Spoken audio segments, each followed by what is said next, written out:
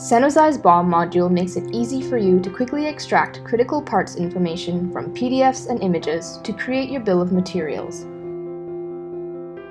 To get started, select your project and go to the BOM overview page. First, you need to send your documents to Cenozai's AI for processing. Go to step 1 and click Start. In this step, the AI will automatically find tables containing the data you need. Click the checkboxes to select the documents you want to process.